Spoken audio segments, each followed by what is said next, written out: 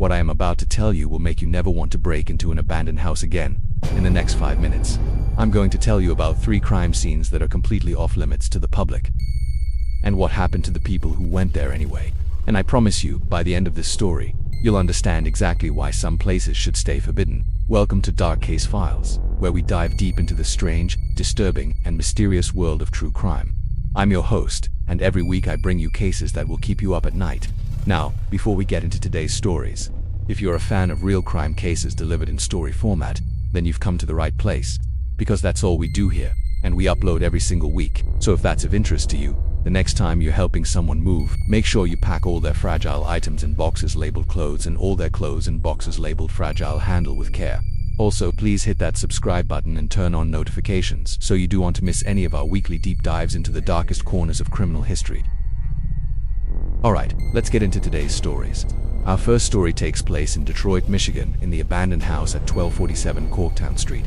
Now, this wasn't just any abandoned house. This was the site of one of the most brutal family massacres in Detroit history. In 2019, the Morrison family, parents and 3 children, were found dead in what police called the most disturbing crime scene they'd ever encountered.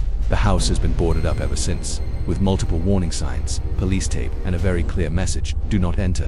But in March of 2023, a 24-year-old urban explorer named Jake Martinez decided those warnings didn't apply to him. Jake ran a YouTube channel called Forbidden Exploration, where he specialized in breaking into abandoned places that were supposed to be off limits.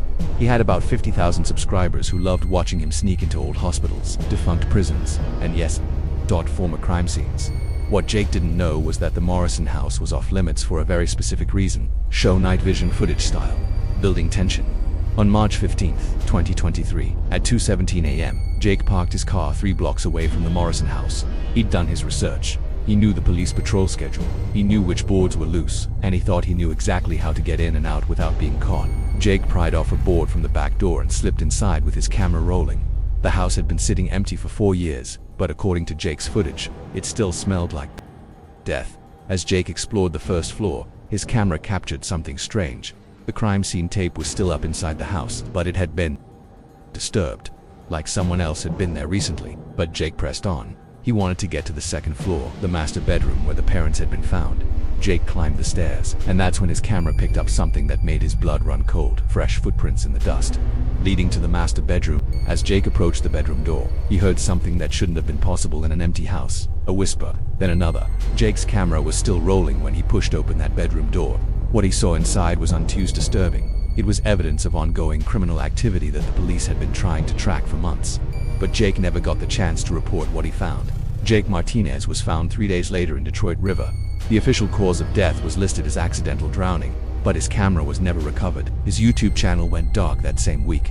Now, you might think Jake's story was just an unfortunate accident. Maybe he panicked, maybe he ran, maybe he slipped and fell somewhere along the way. But what I haven't told you yet is what Detroit police discovered when they finally searched that house again after Jake's disappearance. And that's where our story gets really dark. When Detroit police re-entered the Morrison house on March 20th, 2023, they found evidence that someone had been using the crime scene as a base of operations for ongoing criminal activity. The house was not just abandoned. It was being actively used by people who definitely didn't want witnesses. Jake's camera equipment was found in the basement, along with his wallet and keys. But Jake was already in the river. The Morrison house wasn't off limits because of what happened there 4 years ago. It was off limits because of what was still happening there. The police investigation into Jake's death led to the arrest of 3 individuals who had been using the Morrison crime scene to conduct their own criminal operations. They'd been there for months, hiding in plain sight behind police tape and warning signs.